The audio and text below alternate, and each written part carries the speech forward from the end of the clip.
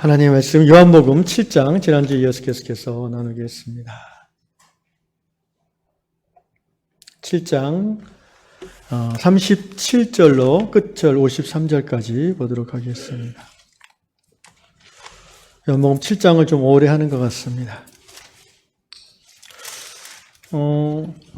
저는 요한복음 말씀을 준비할 때마다 이런 마음이 있습니다. 뭐라고 할까요? 말씀에 취한다고 할까요? 우리 모두 유양의 성도들이 각자의 삶의 자리에서 분주하고 또 세상사 그 흐름 속에서 때로는 정신이 없지만 우리가 주일 예배와 또 이 수요일 저녁 일주일의 중간인 이 시간을 기억해서 성별해서 구별해서 다른 어떤 것에 취하는 것이 아니라 하나님 말씀에 오롯이 취해보는, 그래서 그 말씀이 내 피에 스며들고 말씀이 내 심장에 각인돼서 수요일 밤에 잠들 때에 말씀이 꿈에서 다시 드러나는 그런 은혜가 있으시기를 주의 이름으로 축원합니다. 다른 어떤 세상 것에 취하는 것이 아니라 하나님의 살아있는 말씀에 취해본다는 것, 어떻게 보면 우리에게 주어진 최고의 기쁨이 아닌가 싶습니다. 오늘 그 하나님의 말씀에 대한, 하나님에 대한 기대감을 가지시고 이제 성령이 인도하신 가운데 하나하나 읽으며 깨달아 보겠습니다. 자, 요한복음 7장 37절로 53절인데요. 저와 여러분이 한 절씩 교독하겠습니다. 명절 끝날 곧 큰 날에 예수께서 서서 외쳐 이르시되 누구든지 목마르거든 내게로 와서 마시라. 나를 믿는 자는 성경의 이름과 같이 그 배에서 생수의 강이 흘러나오리라 하시니, 이는 그를 믿는 자들이 받을 성령을 가리켜 말씀하신 것이라. 예수께서 아직 영광을 받지 않으셨으므로 성령이 아직 그들에게 계시지 아니하시더라. 이 말씀을 들은 무리 중에서 어떤 사람은 이 사람이 참으로 그 선지자라 하며, 어떤 사람은 그리스도라 하며 어떤 이들은 그리스도가 어찌 갈릴리에서 나오겠느냐. 성경에 이르기를 그리스도는 다윗의 씨로 또 다윗이 살던 마을 베들레헴에서 나오리라 하지 아니하였느냐 하며, 예수로 말미암아 무리 중에서 쟁론이 되니 그 중에는 그를 찾고자 하는 자들도 있으나 손을 대는 자가 없었더라. 아랫사람들이 대제사장들과 바리새인들에게로 오니 그들이 묻되 어찌하여 잡아오지 아니하였느냐. 아랫사람들이 대답하되 그 사람이 말하는 것처럼 말한 사람은 이때까지 없었나이다 하니, 바리새인들이 대답하되 너희도 미혹되었느냐.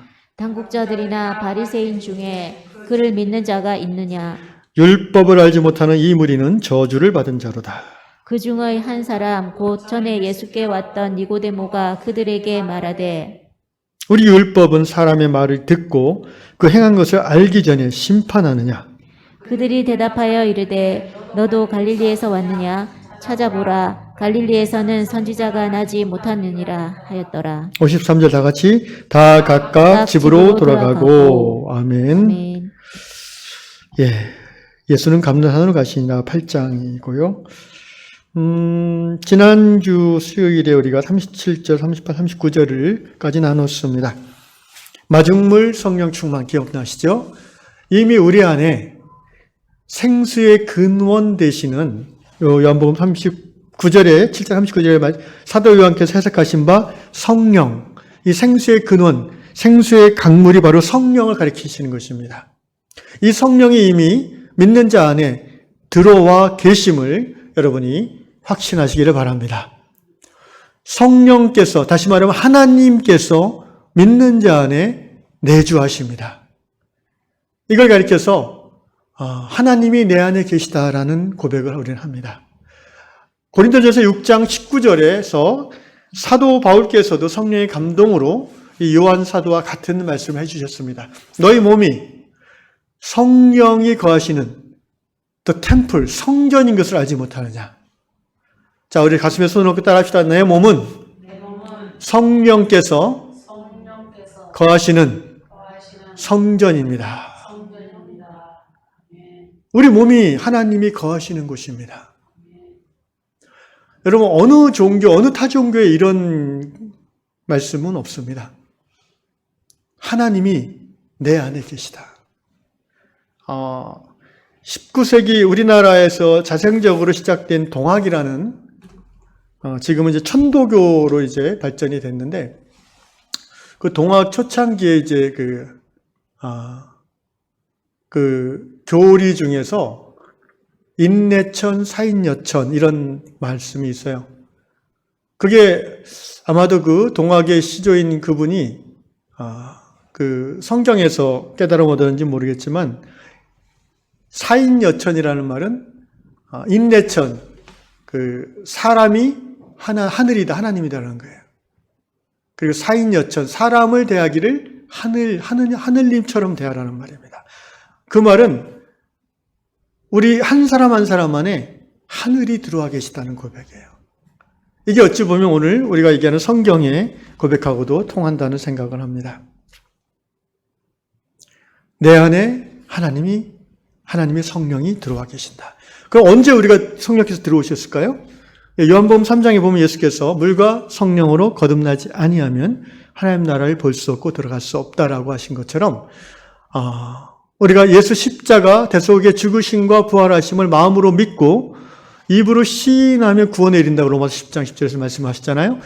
그 예수의 십자가 대속의 죽으심과 부활하심을 마음으로 믿고 입으로 고백할 때에 나의 모든 죄가 사함받고 죄 사함받은 그 사람 안에 하나님의 영이 enter into 영어 성경에 되어 있는데 들어오신다고 성경은 말합니다. 신비한 얘기죠. 그러나 성경이 그렇게 증거하고 있고 또 우리가 신앙의 경험상 그것이 진실인 것을 우리는 깨닫습니다. 모든 곳에 충만하신 하나님의 영이 왜 우리 안이라고 들어올 수 없겠습니까? 근데 그 이전에는 왜 하나님의 영이 우리에게 못 오셨냐, 안 오셨냐면은 우리 안에 죄가 있어서 못 오시는 거예요. 하나님은 거룩하시고 죄인인 우리와 함께 할 수 없으세요. 그런데 예수 십자가 대속의 보혈을 고백함으로 말미암아 그 모든 죄가 사함받았고 사함받아서 하나님과의 관계가 이제는 열린 거예요. 그 하나님과의 열린 관계를 속에서 하나님으로부터 하나님의 성령이 우리에게 들어오신 바 되었습니다. 그래서 우리의 죄로 말미암아 죽어있는 잠들어 있던 영이 우리 안에 내주하시는 성령으로 말미암아 이제 깨어나는 거예요. 그 깨어나는 것을 가리켜서 거듭났다라고 합니다. 거듭났다. 왜 거듭났다고 표현합니까? 예수께서 말씀하시기를 엄마 뱃속에 있을 때도 나고 딱 태어났을 때도 난데 뱃속에 있을 때와 태어났을 때의 그 사람은 굉장히 다 차원이 다른 거죠. 그런 의미에서 거듭 태어났다라는 거예요. 죄로 인해서 하나님과의 관계가 단절된 우리의 영과 그 다음에 십자가 대속의 죽으심을 믿음으로 죄 사함 받아서 성령이 들어오시고 살아난 우리의 영은 똑같은 우리의 영이지만 전혀 차원이 다른 상태가 됐다는 거예요. 그걸 로마서에서는 법정 용어를 표현해서 어떻게 했냐면은 양자의 영을 받았다 이렇게 표현합니다. 아멘. 하나님의 양자 되었다. 그래서 우리가 이제는 죄의 노예가 아니라 하나님의 자녀 되었다는 거죠. 그것을 영적으로는 성령께서 우리 안에 거하시고 우리가 거듭났다 이렇게 표현합니다. 그때 이미 성령이 우리 안에 들어오신 거예요. 뭐 여기 창자에 계신지 허트 심장에 계신지 모르겠지만 뭐 머리에 계신지 모르겠지만 어쨌든 우리 내면에 존재하십니다. 거주하십니다. 이 사실을 자각하는 것이 신앙생활에 굉장히 중요합니다. 왜냐하면 하나님이 나와 함께 계실 뿐 아니라 내 안에 계심이 깨달아지면 두려움이 없어집니다. 불안함이 사라집니다. 로마서 8장에서도 오직 성령이 말할 수 없는 탄식으로 어떻게 해요? 우리를 위해서 간구하신다고 그랬어요. 우리를 위해서 어떻게 간구하세요? 우리 안에 거하셔서 우리의 모든 것을 아시는 성령께서 우리가 너무나 힘들어서 기도조차 못하는 그때에 우리를 대신해서 간구하신다고 성경이 말하고 있습니다. 그 성령님이 우리 안에 이미 계시고 그것은 마치 시골에서 이거 펌프의 그 파이프가 저 밑에 수원에 닿아 있어서 펌프를 걸면 거기서부터 물이 올라오는 것처럼 신앙생활 하면서도 광야 같은 인생길을 걸을 때는 목마를 때가 있죠. 이 육적인 목마름을 말하는 게 아니라 영적인 목마름입니다. 외로움, 고독감, 불안함, 두려움 이런 것들이 영적 목마름의 증세예요. 짜증, 분노 이런 것도 영적 목마름의 증세입니다. 그런 증상들이 나타나요. 그럴 때에 매 순간 우리가 밖에서 그것을 해결하는 물을 떠다 마셔야 된다면 굉장히 그것은 힘든 일이에요. 그런데도 너무나 많은 성도들이 자기 안에 생수의 근원이 있는 것을 까먹고 불안하면은 자꾸 인터넷 앞에 나가고 짜증나면은 이렇게 술집에 가고 이런 식으로 자꾸 바깥에서부터 그 갈증을 해결하려고 그래요. 자기 안에 있는 생수의 근원을 까먹고 말입니다. 예수께서 오늘 명절 끝나고 초막절 끝날 이 건기의 기우제를 지낸 직후에 성전 앞에서 이렇게 크게 선포하시는 거잖아요. 누구든지 목마르거든 내게로 와서 마셔라. 목마르지 않은 사람이 없어요. 예수 믿고 신앙생활해서 거듭난 성도도 목마를 때가 많아요. 육체의 목마름이 아니라 영혼의 목마름이죠. 그럴 때에 우리가 다른 우물을 찾는 필요가 없어요. 우리 안에 이미 우물이 계시다니까요. 그래서 말씀과 기도와 예배 가운데 찬양 가운데 하나님 앞에 나아감으로 한 바가지 은혜의 성령을 받으면 그 은혜의 성령, 그걸 저는 성령 충만의 이제 반복이라고 표현하고 싶은데 성령 충만은 계속해서 반복해서 받아야 되는 것이니까요. 그 성령 충만을 통해서 내 안에 있는 생수의 근원이 터져 나오면은 내 영혼이 해갈되는 것입니다. 아멘. 그래서 우리의 그 목마른 심령이 성령의 충만함을 통해서 우리 안에 계시는 생수의 근원 되신 그분으로 말미암아 해갈을 얻을 수 있는 것입니다. 근데 이제 좀 더 지난 이 말씀 오늘 다시 반복하는 이유가 이제 좀 더 심화 학습을 하려고 합니다. 요한복음 4장에서도 예수께서 이 비슷한 말씀 하셨어요. 기억나세요? 수가성 여인과의 대화 속에서 그때는 운물을 놔두고 예수께서 뭐라 하셨냐면은 내가 주는 물을 먹는 자마다 다시 목마르지 아니할 것이다. 그 배에서 솟아나는 샘물이 되겠다 그랬어요. 그런데 오늘 요한복음 7장에서는 좀 스케일이 커졌어요. 샘물이 아니라 생수의 강물이라고 그랬어요. 자, 성령을 의미하는 그 단어 중에 하나가 물이라고 그랬죠. 물, 불, 바람, 그다음에 비둘기 이런 표현을 성경에 쓰는데 성령을 비유하는 단어들이죠. 그런데 이 물로서 성령을 표현하는 것은요, 이미 구약시대부터 많이 표현되어진 것들입니다. 에스겔서 47장에 보면요. 한번 찾아보실까요, 우리? 구약성경 에스겔서 47장입니다.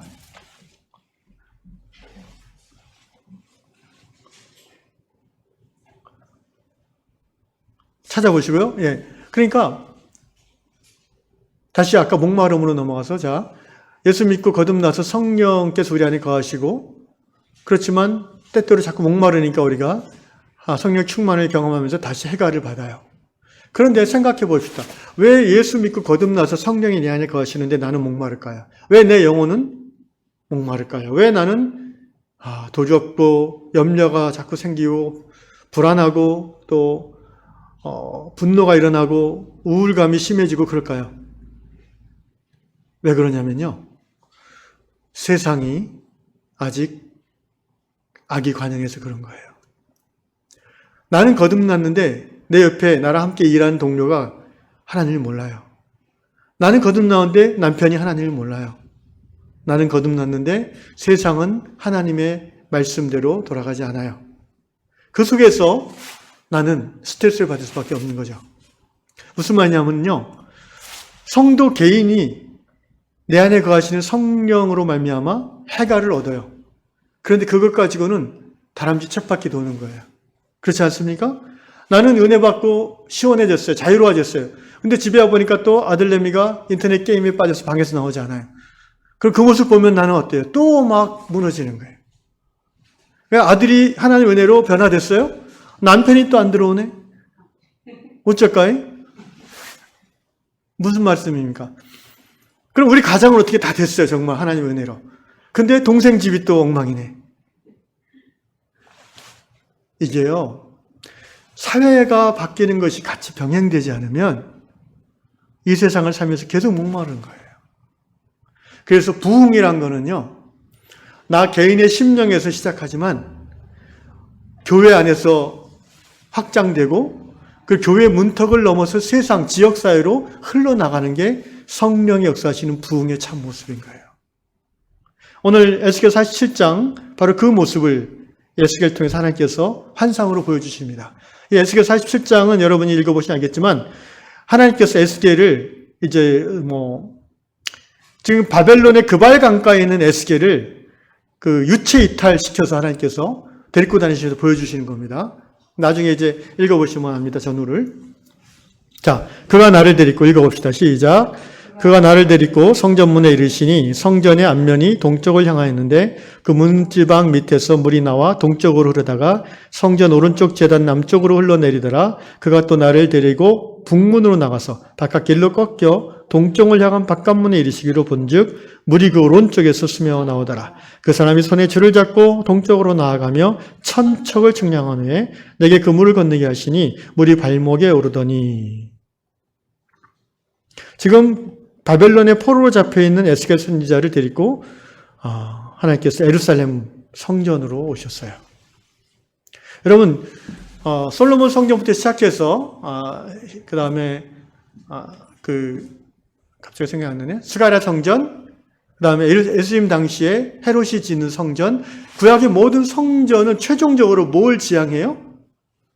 바로 예수님을 의미하는 거예요. 예수님 자신이 성전이에요. 예수께서 헤롯 성전 40몇 년째 지어지고 있는 그 웅장한 성전을 향해서 유대인들이 자신들의 자랑으로 삼고 있는 유대인들의 세 가지 자랑, 할례, 율법, 성전이잖아요. 그 성전을 향해서 예수님이 뭐라고 그랬어요? 성전 중심주의 타락한 유대교를 향해서 뭐라고 하셨어요? 이 성전을 헐라 내가 사흘 만에 다시 세우리라. 이는 성전 대신 자기의 몸을 가리켜 말함이라고 요한복음 말하고 있습니다. 그러므로 모든 성전은 예수님을 지향하고 예수님을 의미하는 거예요. 구약의 모든 성전은 예수님을 말씀하신 거예요. 그런데 이 성전에서 뭐가 나와요? 물이 나와요. 물이 점점점 나와요. 그래가지고 동서남북으로 흘러가요. 그래서 9절을 보면 이 강물이 이르는 곳마다 번성하는 모든 생물이 살고 또 고기가 심히 많으리니 이 물이 흘러들어가므로 바닷물이 되살아나겠고 이 강이 이르는 각처의 모든 것이 살 것이며. 여러분, 이 생명의 물은 살리는 물이에요. 아멘? 그러면은 예수님이 성전이고 예수님부터 나오는 물이 뭘 의미하는 거예요? 성령을 의미하는 겁니다. 깨달으시면 아멘 합시다. 성령은 살리는 영이에요. 생명의 영입니다. 그래서 죽어있는 우리의 영이 성령이 들어오니 살아나는 거잖아요.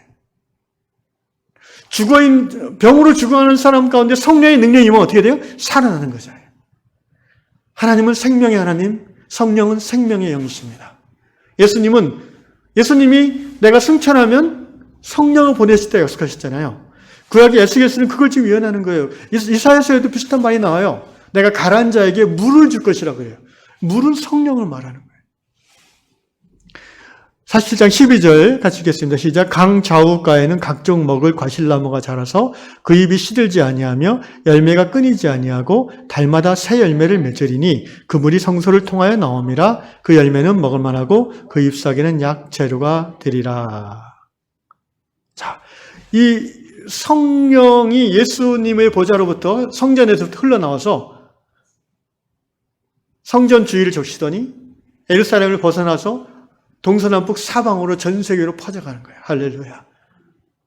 온 세상 죽어가는 것들을 살리시는 성령의 역사가 예수님 재림할 때까지 이 온 세계를 덮을 줄로 믿습니다. 바로 오늘 그 역사가 100여 년 전 한국에 들어왔어요. 아멘.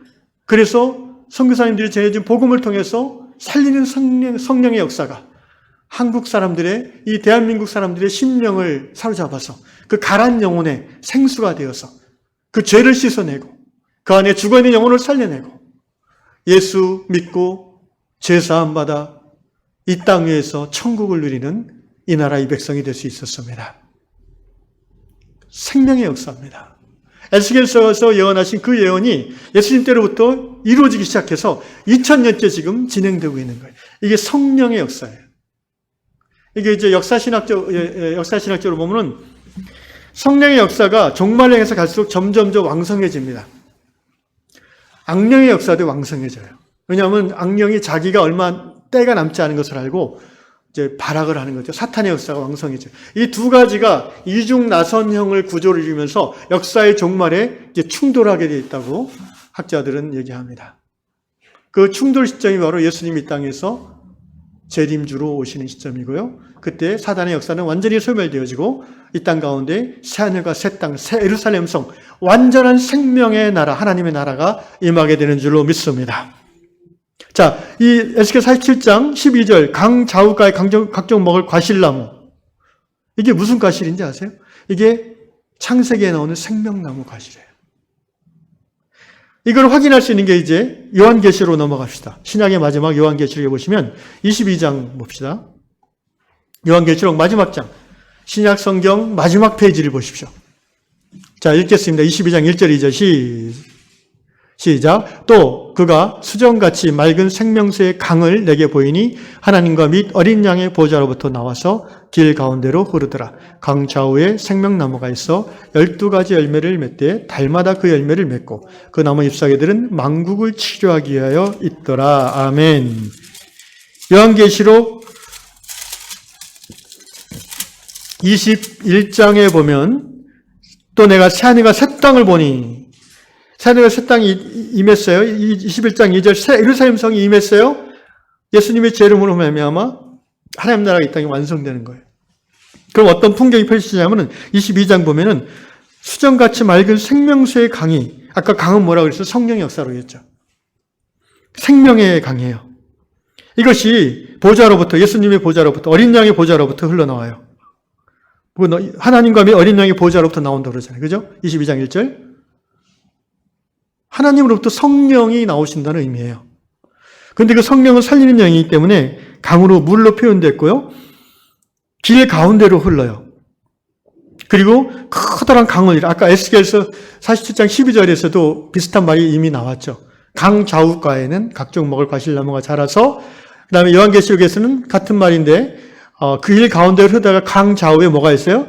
생명나무가 있어. 그러니까 아까 계시록의 그 나무가 뭔지 알겠죠? 생명나무예요. 이 생명의 나무는 처음 창세기에 나오는 그 생명나무를 말하는 겁니다. 하나님의 생명의 역사가 죄로 말미암아 잠시 봉해져 있다가 이제 예수님이 이 땅에 오시면서 새롭게 시작되었고 예수님이 다시 오시면서 그 생명의 역사가 완성된다는 하나님 계시의 정점입니다. 그래서 보세요. 생명나무에서 12가지 열매, 12이라는 말은 완전수, 완전한 열매를 맺는다는 거예요. 12달, 완전한 때예요. 그 열매를 맺고, 열매를 맺는다는 것은 생명의 열매를 맺는다는 거죠. 완전한 생명으로 온 세상에 충만케 하신다는 거예요. 그 나무 잎사귀들은 뭐예요? 치료약이에요, 치료약. 만국을 치료하기 위하이더라. 세상에 병든 것, 죄로 말미암아 병들어 있잖아요, 세상은. 그죠? 여러분, 병들어 있지 않아요? 우리 사회가 점진적으로 역사를 보면 발전해서 오늘까지 이르렀어요. 사실 조선시대보다는 낫죠. 그죠? 여러분, 조선시대에 우리 태어났으면은, 산업공상, 그 신분제도 있잖아요. 인류 역사를 한 1만 년으로 보면요. 9,850년, 9,900년 전으로는 노예제 사회였어요. 우리가 200년 전에 만났으면 누가 양반이고 누가 종인지 모를 거예요. 그죠? 다들 양반이라고 그래. 조선시대 말쯤 돼가지고 양반을 다 사고 팔고 그랬으니까. 그런데 그게 병든 거죠, 사회가. 그건 건강한 사회가 아니잖아요. 로마 시대 보세요. 로마 시대 최고로 발달했다고 하지만 10명의 자유인을 위해서 90명의 노예들이 있던 시대예요. 우리가 보는 로마의 문명은 10%의 자유인을 위한 문명인데 90%의 노예는 얘기 안 해요, 역사가 잘. 인류 역사는 늘 그래왔어요. 21세기가 최고로 그래도 민주주의가 우리나라로 보면 발전한 사회예요. 골고루 잘 사는 거예요, 이 정도. 더 앞으로 더 계속 발전할 거예요. 그게 하나님 나라에 가까워지기 때문에. 왜냐하면 하나님 나라는 생명의 나라니까. 생명이란 게요, 나는 잘 먹고 잘 사는데 옆에서 막 죽어가는데 그게 생명이에요? 그렇지 않잖아요.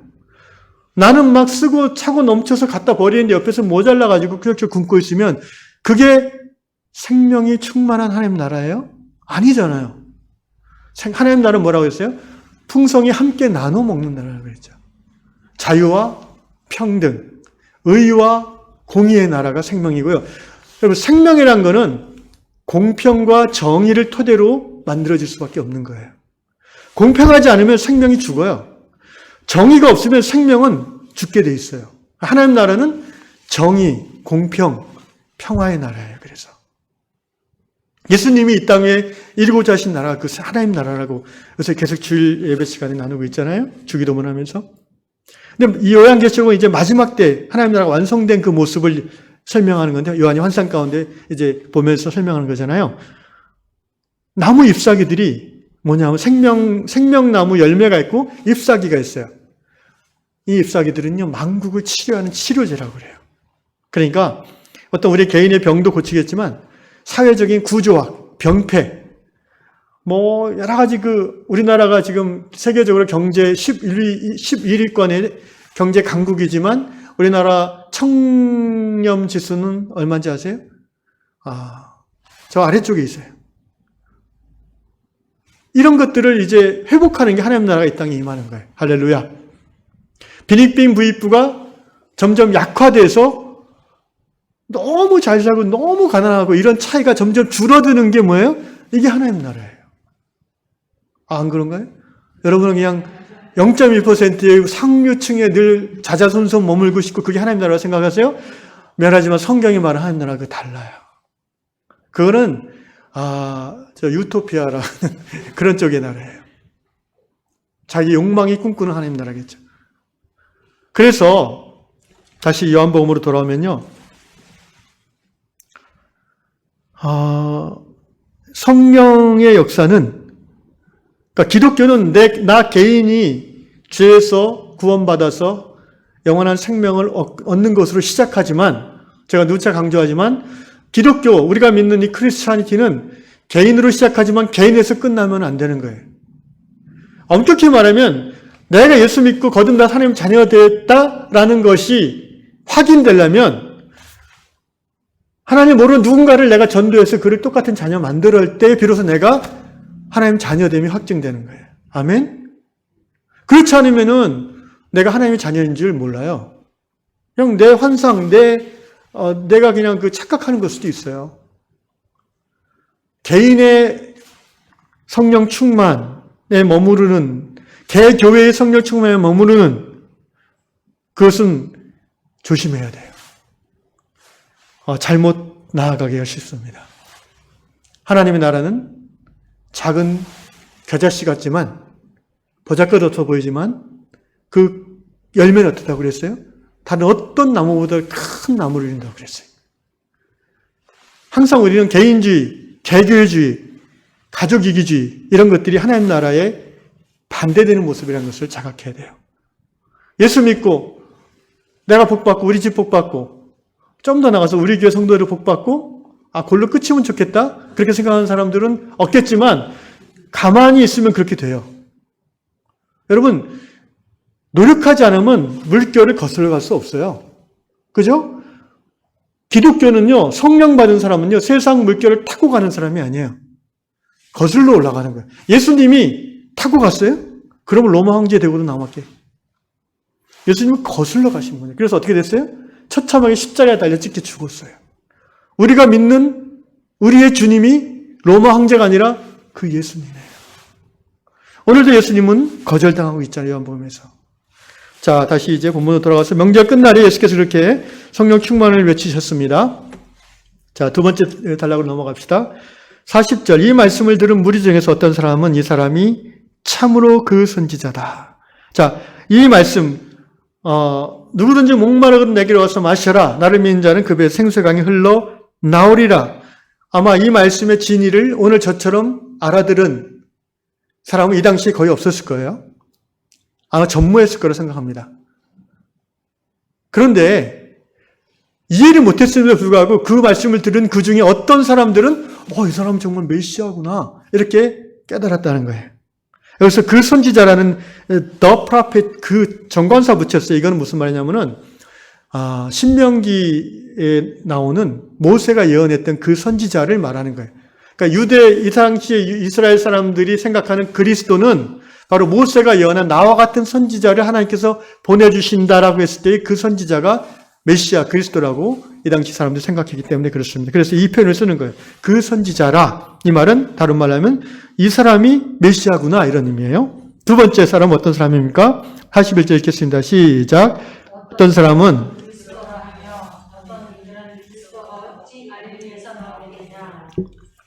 네, 그리스도라 하는 사람이 있고요. 메시아 같은 말이고요. 그 다음에 세 번째 부를 사람들은 아니 그리스도 아니야. 생각하는 근거는 뭐예요? 그렇게 생각하는 근거는 갈릴리 출신이래. 지난번에도 나눴지만 이 편견, 선입견, 편견. 근데 여러분 우리는 이 편견에서 자유로운 사람들일까요? 그렇지 않아요. 항상 우리는 편견과 오만의 함정에 빠질 가능성이 농후한 사람들이에요.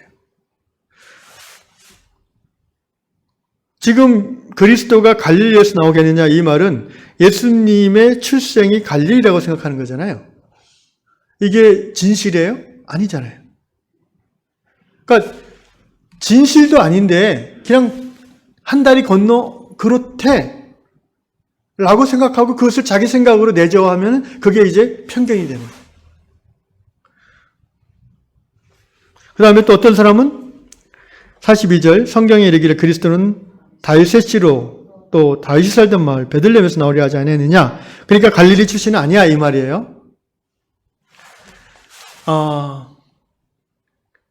예수님이 앞에 7장 24절에서 외모로 판단하지 말고 공의롭게 판단하라고 그렇게 야단을 치셨는데 여전히 못 알아듣고 외모로 판단하겠어요. 외모란 거는 꼭 얼굴 모습만이 아니라 출신지, 입고 있는 옷, 직업, 그 부모, 가정, 어디 사는지, 요새는 또 뭐예요? 어느 아파트 사는지, 그게 다 이제 평가 기준이잖아요. 예나 지금이나 우리는 편견 속에 사는 사람들. 예수님도 그 편견의 희생자가 되신 거죠. 자, 성경에 이르기를 성경 어딜 말하냐면은 그 밑에 나오죠. 사무엘하 7장 12절에서 메시아는 다윗의 씨에서 나온다는 예언이 있고요. 그 다음에 미가서 5장 2절, 소선지서 중에 미가서 5장 2절에 이 메시아가 베들레헴.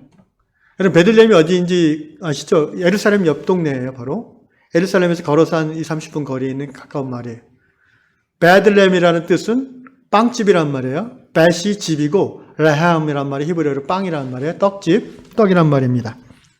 자, 예언대로 사실 예수님은 베들레헴에서 출생해서 이집트로 피난 갔다가 갈릴리 나사렛에서 어린 시절을 자라났죠. 그런데 이 사실을 정확하게 아는 사람들이 별로 없는 거예요. 왜 없는 것 같아요? 그거 조금만 물어보면 금방 알 수 있지 않아요?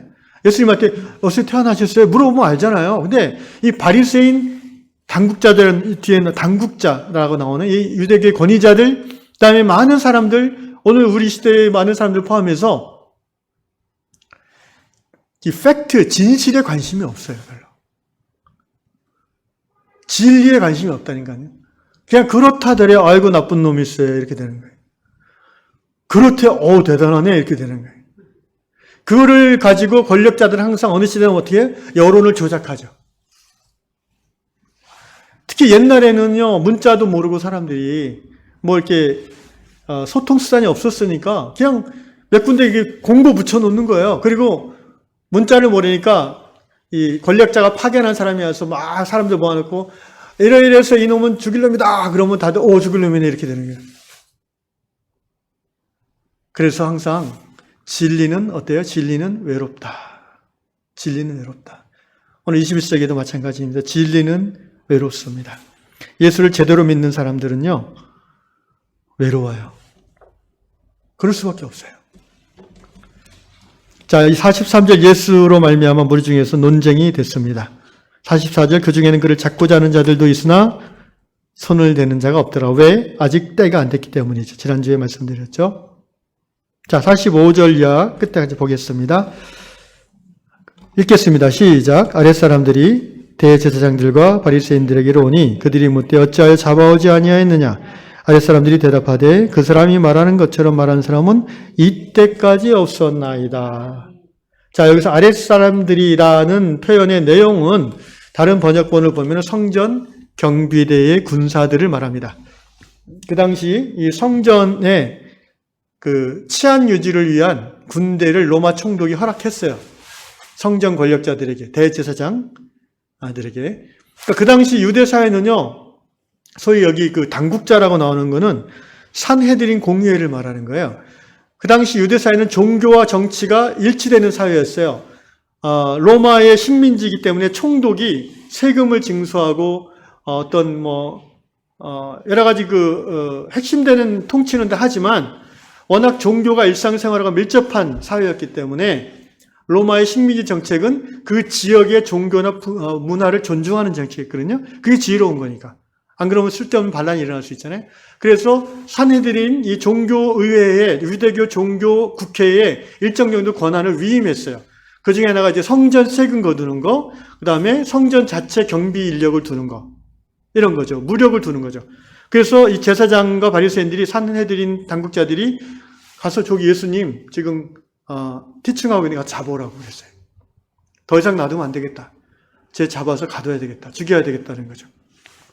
그런데 이 무장한 경비대가 가서 예수님을 잡으려고 갔는데 이제 사람들 앞에 예수님이 가르치고 있을 거 아니에요? 그러니까 분위기가 막 가서 이렇게 확 잡을 분위기가 아니라 가서 이렇게 듣고 있었나 봐요. 이 경비대들이. 듣다 보니까 어때요? 그 말씀이 마음에 쑥 들어오는 거죠. 무력을 써서 예수를 체포하려 했으나 예수의 말을 들으면서 그리고 예수님의 눈을 보면서 이 성전 군사들이 경외감을 느낀 거예요. 그러니까 뭐라고 그래요? 갔다 와서 빈손으로 오니까 왜 안 잡았냐? 그러니까 46절 그 사람이 말하는 것처럼 말한 사람은 그 사람이 예수님처럼 말하는 사람은 이제까지 없었다.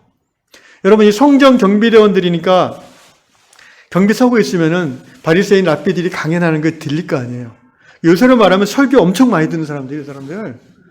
웬만한 유명한 목사의 설교는 유튜브로 다 듣는 그런 교인들이에요, 지금. 그런데 예수님 얘기를 들어보니까 저 사람처럼 설교하는 랍비는 없었어. 뭔가 지식이 엄청난 것도 아닌 것 같고, 딜리버리 이렇게 웅변이 아주 막 웅장한 것도 아닌데, 말 한마디 한마디에 가슴을 콕콕 짚는 거예요. 이게 성령의 역사하시는 말씀이죠. 아멘? 그래서 잡으러 갔다가 잡혀서 그냥 말씀에 사로잡혀서 그렇잖아요. 창칼로 잡으러 갔다가 말씀의 권위에 사로잡혀서 깨갱하고 그냥 돌아온 거예요. 그러니까 바리새인들이 당국자들이 사실 너희도 미혹되었느냐? 이 미혹이란 말은 한자 말인데요. 제가 찾아봤는데 뜻이 재밌어요. 미혹이 뭐냐? 미혹할 미자에 미혹할 혹자에. 그래서 어쩌라고 이게 무슨 뜻이야? 그냥 미혹하는 거예요. 영어를 찾아보니까 무슨 말인지 알죠? 우리가 많이 쓰는 말이니까. deceive. 너도 속임 당했냐? 이 말이에요. 너도 사기 당했구나. 요새 말로 하면 넘어갔구나. 이 말이에요. 너도 넘어갔어? 이렇게 되는 거예요. 그러면서 바리새인들이 뭐라고 막 혼내냐면 48절 당국자들이나 바리새인 중에 그를 믿는 자가 있느냐? 당국자가 산헤드린 종교 국회의원들이라고 그랬죠. 즉 구성원은 대제사장, 제사장, 사두개인, 바리새인이라고 했죠. 70명 정족수고 종신직입니다. 그 다음에 대를 이어서 물려줄 수도 있고요. 선출될 수도 있고요. 자, 당국자들이나 바리새인 중에 그를 믿는 자가 있냐? 이 말은 무슨 말이에요? 당국자들, 바리새인들, 곧 그 시대의 종교 유력자들이 항상 옳다는 거예요. 기준이 항상 자기들이에요. 이게 교만이에요. 그죠? 교만이라는 건 다 여러 가지 표현할 수 있지만 항상 기준이 나인 거예요. 쟤 안 돼, 틀렸어.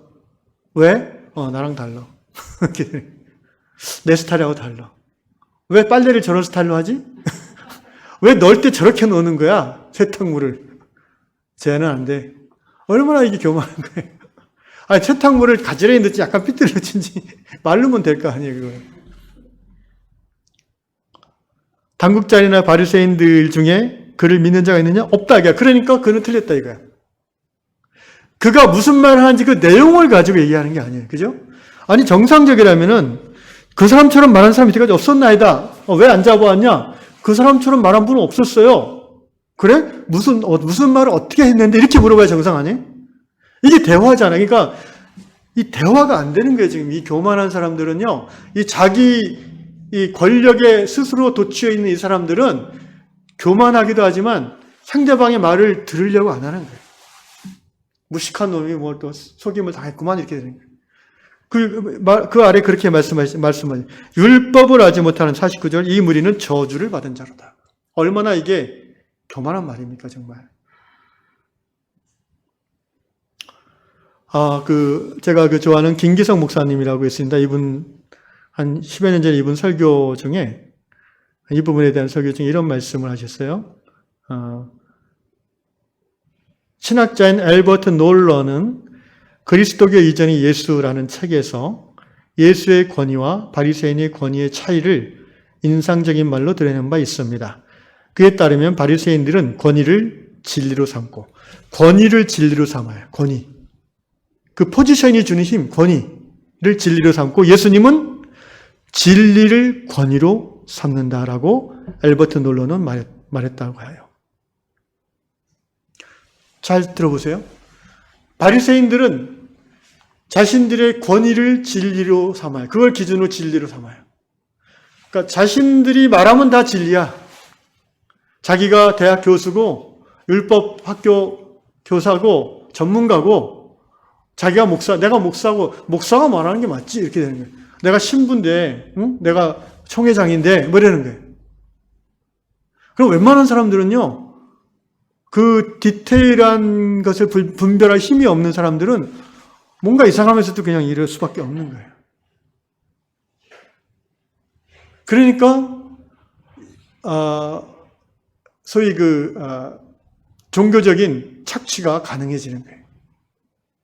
왜냐하면은 이 권위의 자리에 있는 사람을 권위 아래에 있는 사람들이 거역하는 게 쉽지가 않아요. 그건 흔한 일이 아니에요. 그건 굉장히 에너지가 많이 들어가는 일이에요. 그걸 다른 말로 뭐라 하는지 아세요? 혁명이라고, 혁명. 혁명은 피를 보는 거예요. 권위 아래에 있는 자들이 권위자에게 들고 일어나는 거는 피를 볼 각오를 하는 거예요. 그거는 목숨 거는 거예요. 그러니까 쉽게 안 일어나요. 그리고 목숨 걸 만큼 디테일하게 이해를 못해. 내용을. 그러신가 보다. 이렇게 되는 거예요. 그냥 우리는 우리 하루 세끼 잘 먹고 살면 되지. 이렇게 되는 거예요.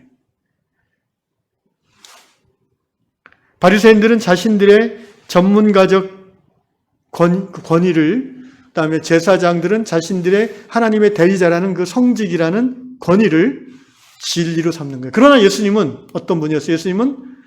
이미 예수님은 그러한 권위가 있는 분이에요, 백성들에게. 그럼에도 불구하고 예수님은 늘 자신을 비웃었어요.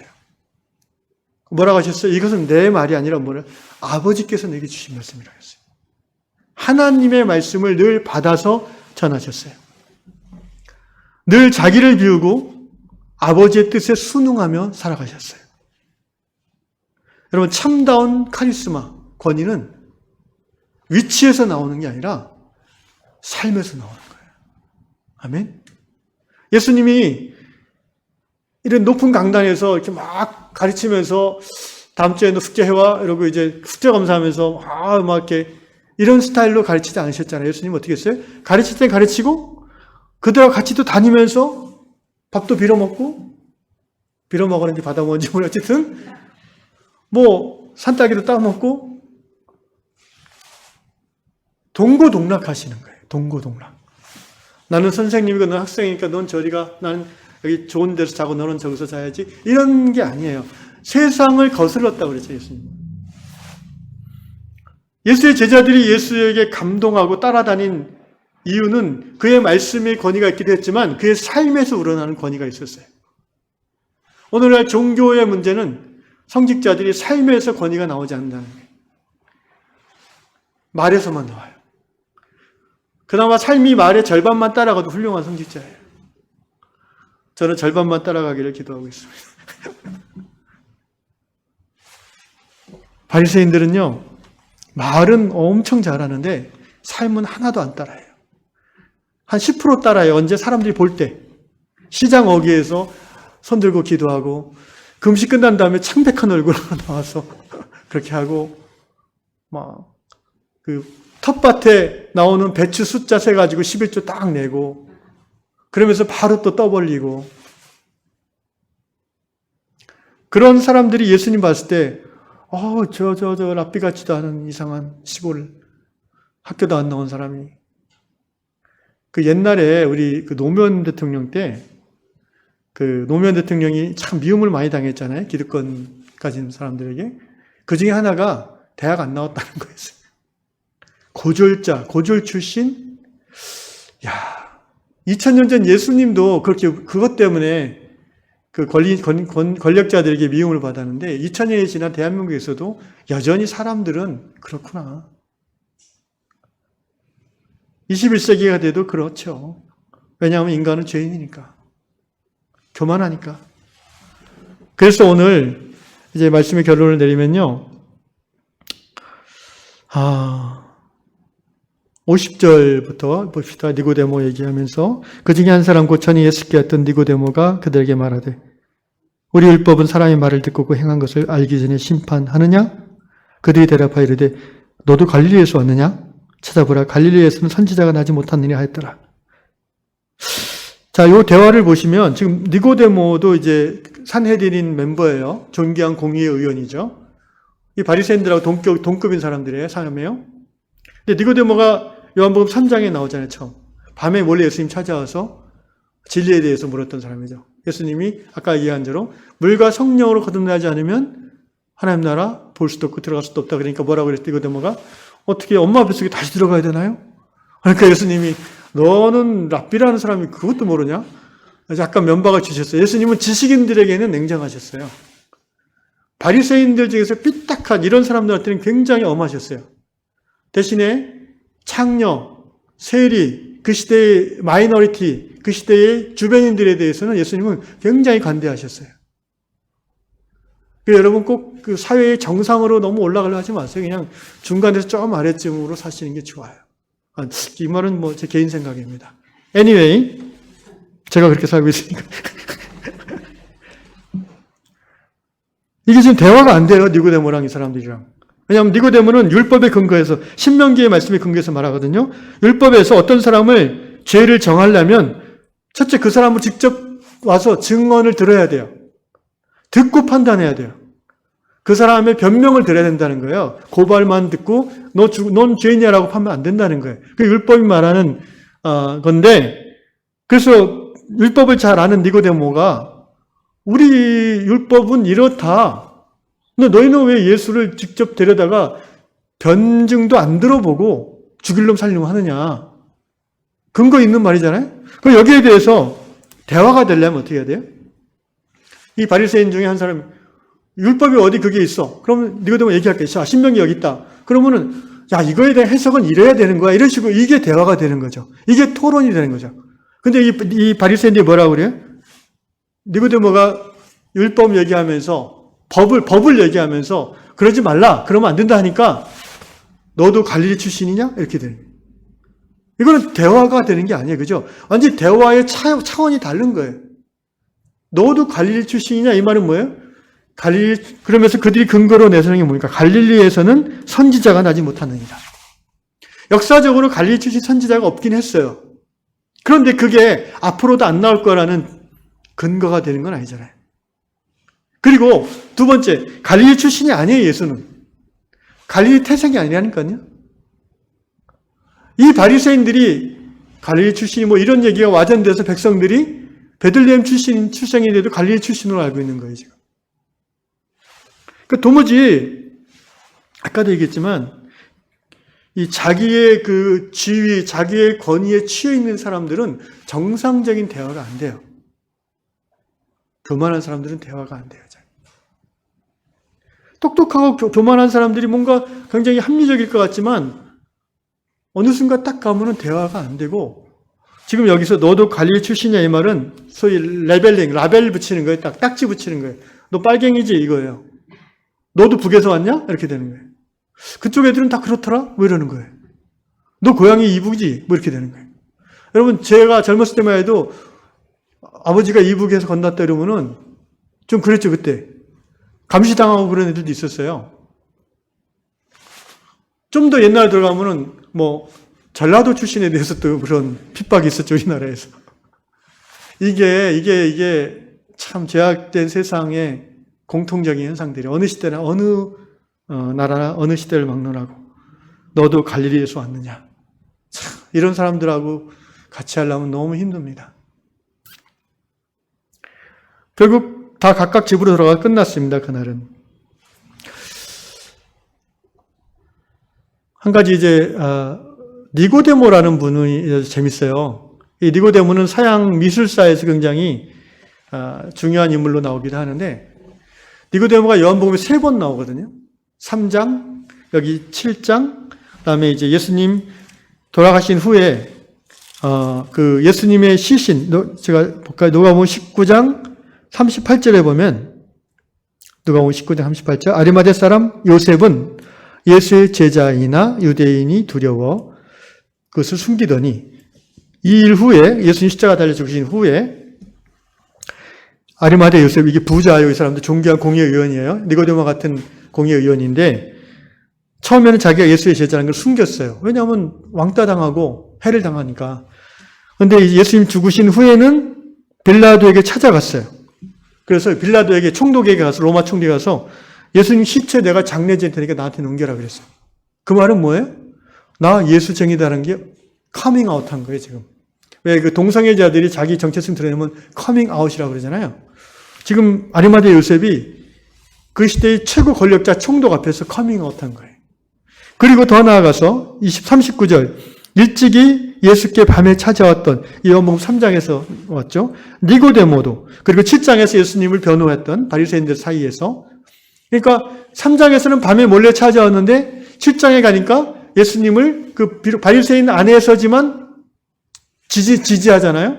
그러니까 너 갈릴리 출신이야? 이렇게 이제 벌써 찍히는 거죠. 그걸 감수하고 자기가 니고데모 한 거예요. 근데 이제 결정적으로 예수께서 돌아가신 후에는 니고데모가 그 모략과 침향, 그러니까 장례치를 준비하는 거예요. 향품이에요, 향품. 100리트라는 약 한 32kg 정도 되는 거예요. 그 무거운 의를 들고 굉장히 비싼 거예요, 그거. 이 장례를 위한 향유 이런 것들은요, 굉장히 사치품이었어요, 이때는. 근데 그거를 아마 요새로 따지면 거의 얼마나 될지 모르겠지만 굉장히 비싸요. 그걸 들고 와서 아리마대 요셉과 같이 예수님의 시체를 받아다가 아리마대 요셉이 자기 무덤 만들어 놓은 그 동굴 무덤에 안치하고 유대의 장례법대로 향품과 함께 세마포로 싸고 이렇게 했다는 거예요. 그러니까 이 아리마대 요셉과 니고데모는 이 시점에서 예수쟁이인 게 다 드러난 거예요. 그 말은 이 사람들이 이제는 자신의 정체성을 커밍아웃하고 그로 인한 어떠한 그 박해나 불이익도 감수하겠다라고 결정한 겁니다. 할렐루야. 저는 이 니고데모가 참 훌륭한 신앙의 모범이라고 생각해요. 3번 나오는데 3번 다 이렇게 변화되고 성장하는 모습으로 나오잖아요. 신앙이. 저 여러분도 그래야 될 줄로 믿습니다. 예수를 믿고 첫 해, 둘째, 새해, 5년, 10년 지나면서 이렇게 변화되고 성장하는 모습이 나타나는 것이 정상적인 그리스도인의 모습이라고 생각합니다. 바라기는 우리 유황의 모든 성도들이 니고데모와 같이 삶의 어떤 순간, 어떤 사람 앞에서도 불이익이 있다 할지라도 자신의 예수 믿는 정체성을 커밍아웃함으로 예수쟁이인 것을 드러낼 수 있기를 주의 이름으로 축원합니다.